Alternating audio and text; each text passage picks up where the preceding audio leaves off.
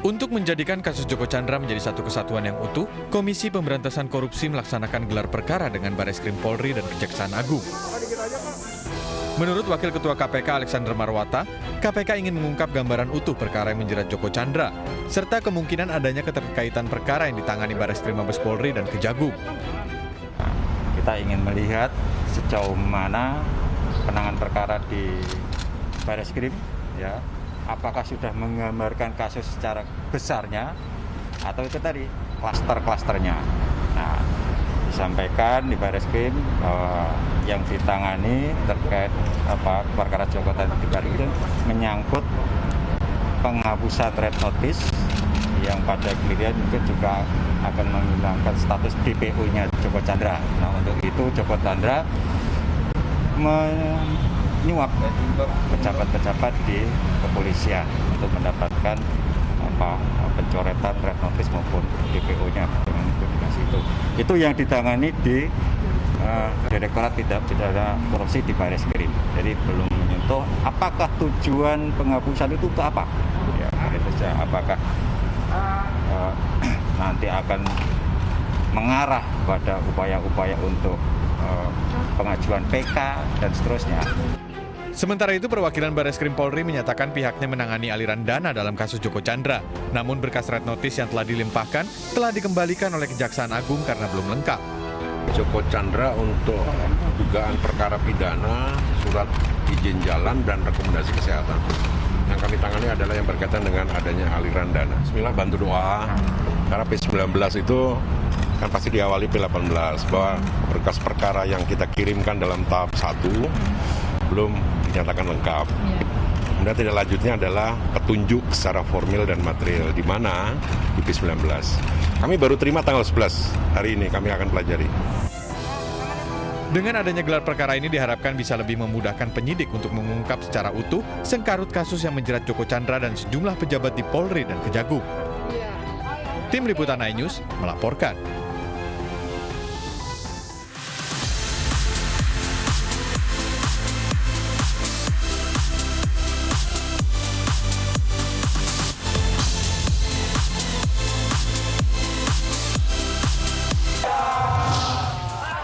Unjuk rasa menuntut Kepala Dinas Pendidikan Kabupaten Batubara, Sumatera Utara mundur berlangsung bentrok. Calon Wali Kota Surakarta Gibran Rakabuming Raka isolasi mandiri setelah tes swab. Badan Narkotika Nasional Provinsi DKI Jakarta mengabulkan permohonan rehabilitasi Reza Artamevia.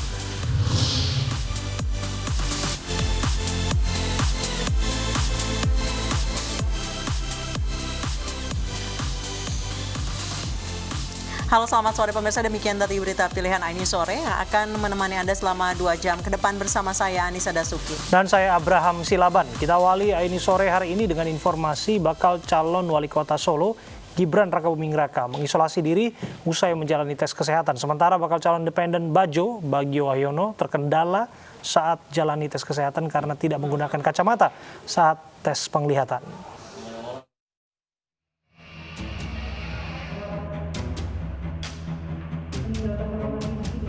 Bakal calon wali kota Solo dari PDI Perjuangan Gibran Rakabuming Raka telah mengikuti tes kesehatan 2 hari berturut-turut. Usai mengikuti tes kesehatan, Gibran tidak pulang bertemu anak dan istri. Selama proses pendaftaran hingga proses pencalonan sebagai bakal calon wali kota Solo, Gibran menyadari sering berhubungan dengan masyarakat sehingga rentan tertular COVID-19. Setidaknya selama 2 hari terakhir, Gibran Rakabuming Raka mengisolasi di rumah yang terpisah untuk mengantisipasi penyebaran virus corona. Nggak ketemu anak istri dulu, saya tidur di rumah belakang. Kenapa itu? Ya untuk jaga-jaga aja. Kan kemarin 1 harian di Muardi, tapi Muardi kemarin cukup ini kok steril, kan kita diarahkan ke ya istilahnya zona-zona hijau yang sudah aman untuk semua pasien. Sementara bakal calon independen Bagio Wahyono dan FX Suparjo juga mengikuti tes kesehatan sama seperti pasangan Gibran Teguh di Rumah Sakit Dr. Mewardi Surakarta. Namun Bagio sempat mengaku terkendala saat menjalani tes kesehatan karena tidak memakai kacamata saat tes penglihatan. semua baik, tapi ada yang kurang baik sedikit. Apa itu, Pak? Ya, masalahnya kemarin sulit aja ini kacamata. Jadi saya membaca agak sedikit terganggu sedikit. Sebelumnya, dua pasangan bakal calon wali kota dan wakil wali kota Surakarta mendeklarasikan pilkada damai yang patuh protokol kesehatan di depan Pasar Gede Solo Kamis pagi. Pasangan Gibran Rakabuming Raka dan Teguh Prakosa, serta pasangan Bagio Wahyono dan FX Suparjo membacakan pernyataan deklarasi damai. Kedua pasangan calon ini juga berjanji mentaati protokol kesehatan COVID-19 selama menjalani tahapan pilkada. Dari Surakarta, Jawa Tengah, Septiantoro, iNews melaporkan. Menteri Dalam Negeri Tito Karnavian menegur 72 bakal calon kepala daerah dan wakil kepala daerah peserta Pilkada 2020. Mereka ditegur karena melanggar protokol kesehatan ketika mendaftar ke KPU.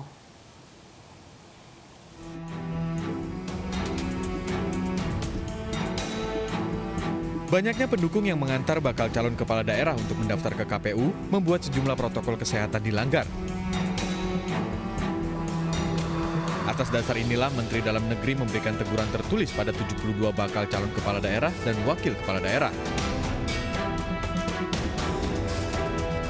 Surat teguran salah satunya dilayangkan kepada Wakil Wali Kota Medan Ahyar Nasution karena dinilai menimbulkan kerumunan massa pada saat mendaftar ke KPU. Aturan jaga jarak tidak bisa diterapkan karena banyaknya pendukung yang mengantar. Padahal selain Ahyar, pendukung rivalnya yakni Bobi Nasution pun berbondong-bondong mengantarkan menantu Jokowi ke KPU Kota Medan untuk mendaftar. Ke-72 bakal calon kepala daerah yang mendapat teguran terdiri dari 1 gubernur, 35 bupati, 36 wakil bupati, 5 wali kota, dan 5 wakil wali kota. Tim Liputan iNews melaporkan. Massa terlibat bentrok dengan aparat keamanan saat demonstrasi di depan kantor Bupati Batubara, Sumatera Utara. Massa menuntut Bupati segera mencopot Kepala Dinas Pendidikan karena terlibat kasus dugaan korupsi dana BOS dan pungutan liar uji kompetensi guru.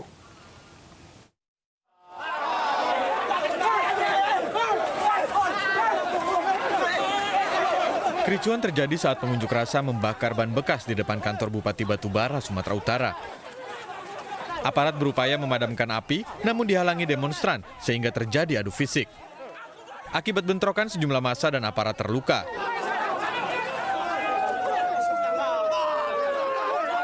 Polisi berupaya melerai bentrokan antara massa dengan Satpol PP.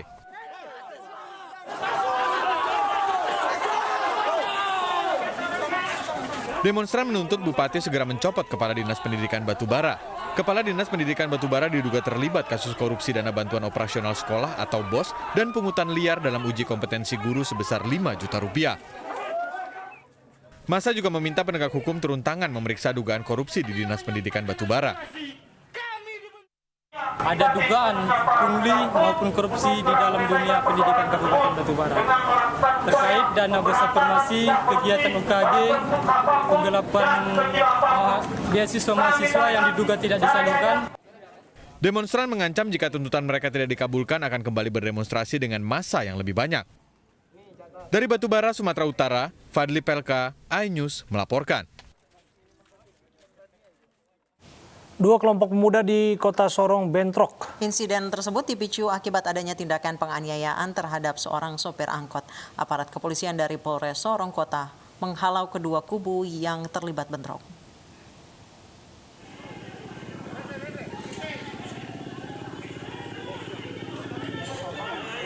Polisi melepaskan tembakan ke udara untuk membubarkan kedua kelompok yang bertikai.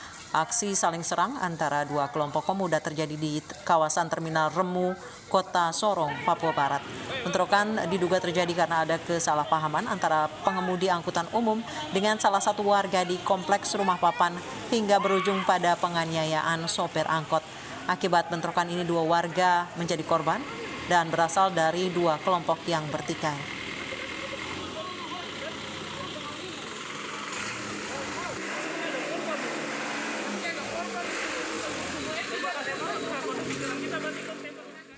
Bentrokan juga terjadi antara dua kelompok warga di sekitar pantai Holtekam, Kota Jayapura, Papua, Kamis sore.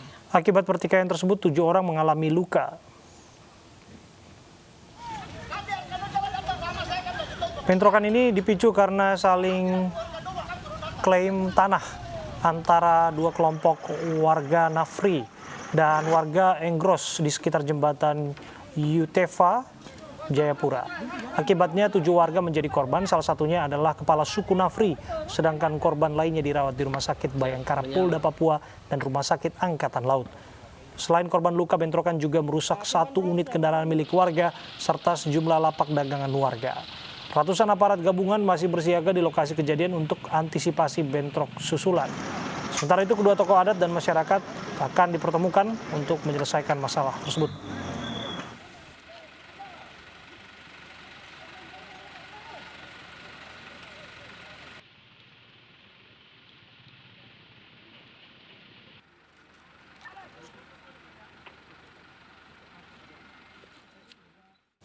Selengkapnya terkait bentrok di Jayapura, Papua, sudah bergabung bersama kami Kapolda Papua, Irjen Pol Paulus Soterpau. Assalamualaikum, selamat sore Pak Kapolda. Selamat sore Pak Abraham dan Bu Anita. Mbak Anita. Sore Pak. Ya Pak, bagaimana informasi terakhir mengenai bentrok warga di Jayapura? Ya, bentroknya itu sebenarnya laten juga ya. Wilayah sekitar Enggros ini kebetulan ada pembuatan jembatan yang melalui jalur Holtekam menuju ke kota-kota ke Holtekam menuju ke perbatasan. Ketika sekarang dibuka itu menjadi sebuah area saling mengklaim antara suku yang ada di sana. Baik, saling klaimnya itu apa Pak? Area parkir kah atau area berdagang, ekonomi? Itu area dari turun-temurun suku. Jadi kami di Papua di sini, itu masyarakat itu biasa tidak hanya pemilik tanah saja, tetapi yang membuka kebun itu juga mengklaim sebagai pemilik hak. Yang mencari binatang, tangkap ikan, mampir sebentar, zaman itu ya turun-temurun dulu seperti itu. Ya. Jadi mereka biasanya yang mencari, yang punya tanah asli dan lain sebagainya saling mengklaim. Nah, ini kan keturunan yang keberapa ini? Oke, Pak Jadi Kapolda. Kan saling mengklaim di situ. Pak Kapolda. Yang saya sebut menjadi bahaya laten dari kelaiman masyarakat pemilik adat di sini. Informasi dari polisi berapa total korban akibat bentrokan ini, Pak? Korbannya masih tadi yang disebutkan masih 7 orang, yaitu dari 4 Enggros, kemudian 3 dari pihak Nafri. Semalam memang kepala sukunya terkena lemparan batu. Saya juga dengan Kapolresta Jayapura langsung menjenguk setelah membuka area pemalangan yang mereka buat itu. Kemudian saya bisa memberikan pemahaman terhadap mereka. Kemudian kami menjenguk kepala sukunya di Rumah Sakit Umum Daerah Jayapura, bertemu dengan dokter, dan Ibu Dokter Pauline mengatakan ya sementara masih bisa tidak menjadi hal yang prinsip begitu, supaya tetap akan di CT scan dan sebagainya. Pak Nah, hari ini silakan. Dilanjutkan Pak. Hari ini memang rencananya kita akan mau mempertemukan, tetapi sementara karena kepala sukunya belum sembuh benar, sehingga kami mesti menunggu nanti sampai yang bersangkutan sehat dulu, baru kita akan memediasi untuk menegosiasi pertemuan antara suku-suku ini. Begitu, Mbak. Pak Paulus, ketika jembatan ini akan dibangun tentunya ada pembebasan lahan. Pada saat itu, apakah dispute atau kepemilikan lahan atau bagian lahan turun-temurun dari suku ini apakah sudah diatur secara hitam di atas putih, Pak? Sebenarnya sebagian besar sudah. Tapi ini kan dengan dibebaskan dan dibukanya jalur jalan alternatif ini membuat harga lahan menjadi tinggi, sehingga per petak area itu menjadi klaiman daripada masing-masing orang gitu ya. Itu yang membuat sulit karena kan ya namanya batas tanah ya, tidak ada meterannya, belum ada ya yang dipatok ini punya siapa begitu, tidak.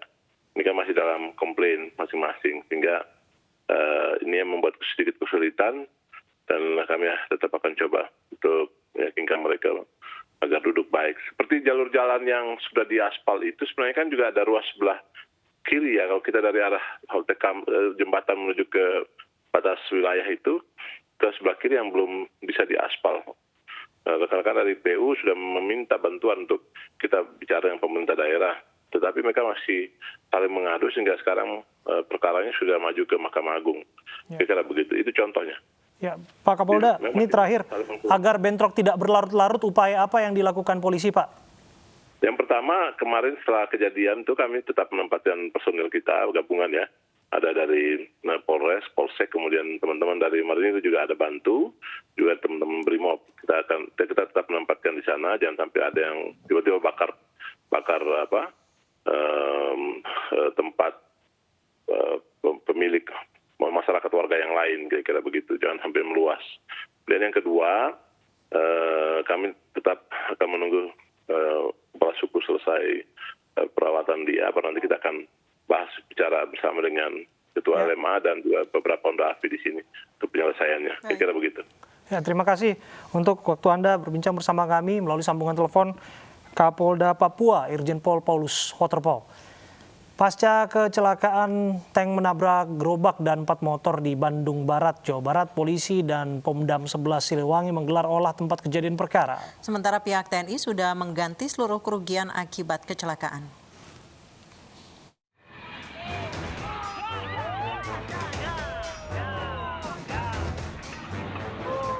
Petugas Polres Cimahi dan Pomdam 11 Siliwangi menggelar olah tempat kejadian perkara tank yang menabrak gerobak dan 4 motor.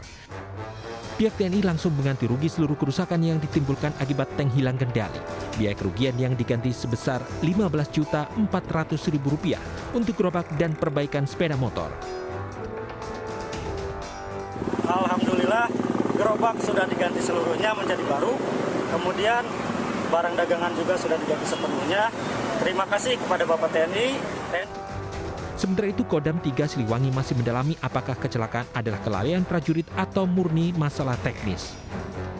Betul, hari ini memang terjadi kecelakaan, tank kami menyerempet gerobak dan motor. Untuk proses akan berjalan hari ini di Kodam 3 Siliwangi terhadap kerugian yang ditimbulkan sudah kami laksanakan penggantian terhadap masyarakat. Dan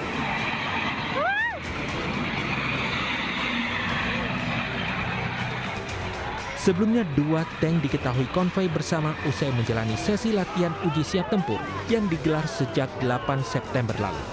Dari Bandung, Jawa Barat, Tim Liputan iNews melaporkan.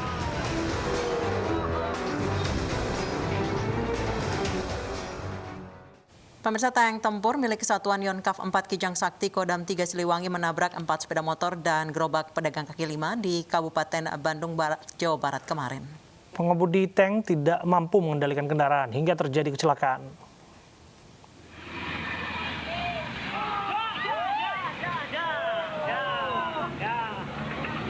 Tabrakan terjadi saat tank tempur keluar dari Jalan Raya Saguling menuju Jalan Raya Mandala arah Cianjur. 4 sepeda motor dan sebuah gerobak pedagang yang mangkal rusak parah dan nyaris tidak berbentuk setelah digilas kendaraan berlapis baja. Insiden terjadi pada hari Kamis kemarin pukul 11 siang saat konvoi kegiatan uji siap tempur Yonkaf 4 KC dan 3 Siliwangi. Sebelum insiden terjadi, tank sempat bermanuver belok kiri, namun badan tank tidak bisa dikendalikan oleh pengemudi. Akhirnya terpelanting. Tidak ada korban jiwa dalam kejadian ini. TNI Angkatan Darat memastikan bertanggung jawab atas insiden ini dan langsung mengganti kerugian material yang dialami korban.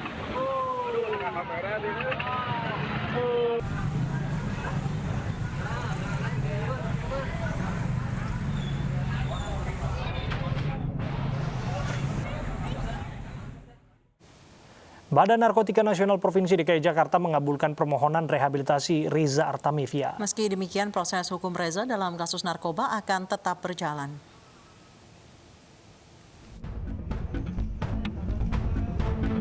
Melalui kuasa hukumnya, Reza Artamevia mengajukan rehabilitasi yang suratnya diterima pihak kepolisian pada Rabu lalu. Keesokan harinya, Reza dibawa ke Rumah Sakit Bayangkara Lemdiklat Polri Lebak Bulus, Jakarta Selatan. Berdasar hasil rekomendasi asesmen Badan Narkotika Nasional Provinsi DKI Jakarta, Reza Artamevia layak untuk direhabilitasi. Meski kini Reza menjalani proses rehabilitasi ketergantungan narkoba, proses hukum tetap berjalan. Setelah lengkap, berkas akan dilimpahkan ke Kejaksaan. Memang pengacaranya mengajukan rehabilitasi kepada penyidik, dalam hal ini Dir Narkoba Polda Metro Jaya. Ya, setelah dianalisa, kemudian dirujuk yang bersangkutan. Ya, kemarin ada penyampaian saya ke Pasar Jumat, ternyata rujukannya adalah ke Rumah Sakit Lido. Ya, Lido. Surat sudah kita masuk untuk minta ke BNP untuk TAT ya, kepada tim asesmen terpadu dalam hal BNP untuk bisa dilakukan asesmen. Makanya kita masih menunggu hasil asesmennya seperti apa. Reza Artamevia ditangkap atas kasus dugaan penyalahgunaan narkoba di restoran di kawasan Jatinegara, Jakarta Timur, Jumat lalu. Polisi menyita barang bukti berupa sabu seberat 0,78 gram dan alat hisap sabu. Dari Jakarta, Nadia Valeri dan Septian Bayu Wicaksono, iNews melaporkan. Pengadilan Negeri Denpasar, Bali menyatakan keputusan Jering meninggalkan ruang sidang kemarin merugikan Jering sendiri. Menurut Ketua Pengadilan Negeri Denpasar, Sobandi, sidang kasus Jering berjalan lancar meski ada gangguan sinyal dan audio.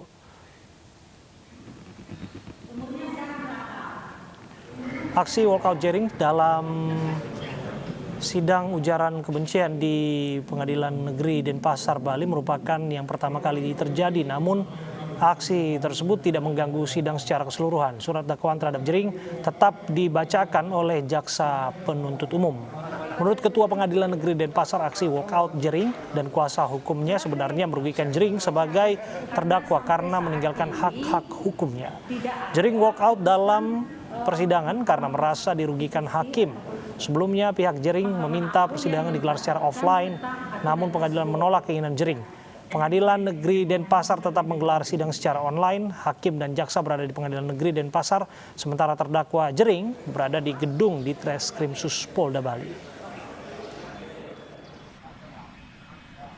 Sudah dilakukan oleh Pengadilan Negeri Denpasar sudah lama, ya, sejak pandemi COVID-19 ini.